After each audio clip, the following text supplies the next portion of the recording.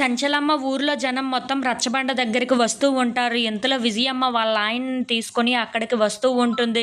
ఇంతలో అక్కడ ఉన్న చంచలమ్మ మాత్రం ఆదినారాయణ్ని కొట్టడం సింధూర నా కళ్ళారా నేను చూశాను. కాబట్టి తనకి శిక్ష విధించాల్సి ఉంటుంది అని చెప్పేసి అయితే అంటూ ఉంటుంది. అది ఆ పవిత్రమైన గుడిలో ఆదినారాయణ రక్తం కళ్ళ చూసింది కాబట్టి ఎలాగైనా సరే సింధూరకి శిక్ష విధించాల్సిందే అని చెప్పేసి అయితే అంటూ ఉంటుంది. ఆ మాటలు వినగానే అక్కడ ఉన్న చంటి సింధూర వాళ్ళు అయితే ఒక్కసారిగా షాక్ అయిపోయి చంచలమ్మ వైపు అలా చూస్తూ ఉండిపోతారు.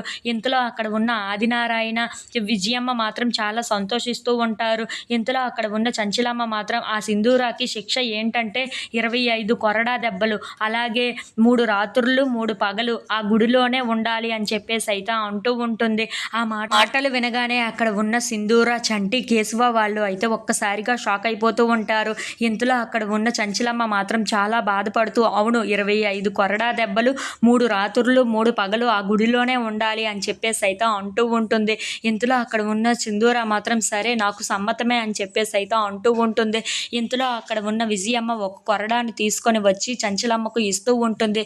ఇదిగో చంచలమ్మ తీసుకో కొరడాని, నువ్వే కొట్టాలి అని చెప్పేసి అయితే అంటూ ఉంటుంది. ఆ మాటలు వినగానే అక్కడ ఉన్న చంచలమ్మ అయితే ఆ కొరడాని తీసుకొని సింధూర దగ్గరకు చాలా బాధపడుతూ వస్తూ అక్కడ ఉన్న సింధూరాని కొరడా దెబ్బలు కొడుతూ ఉంటుంది. ఇంతలో అక్కడ ఉన్న సింధూర మాత్రం ఏమీ మాట్లాడకుండా మౌనంగా అలా చూస్తూ ఉండిపోతుంది. ఇంతలో అక్కడ అది చూసిన చంచలమ్మ మాత్రం చాలా బాధపడుతూ ఉంటుంది. అది చూసి తట్టుకోలేక చంటి సింధూర ముందుకు వచ్చి అమ్మగారు ఆగండి, ఈ శిక్షను నేను విధించుకుంటాను, ఈ శిక్ష నాకు వేయండి, అమ్మాయి గారిని వదిలిపెట్టేయండి, మీకు దండం పెడతాను అని చెప్పేసి అయితే ప్రాధాయపడుతూ ఉంటాడు. అది చూడగానే అక్కడ ఉన్న చంచలమ్మ సింధూర వాళ్ళు అయితే ఒక్కసారిగా షాక్ అయిపోతూ ఉంటారు. ఇంతలో అక్కడ ఉన్న చంటి మాత్రం అవును నాకు విధించండి ఈ శిక్షని అని చెప్పేసి అయితే అంటూ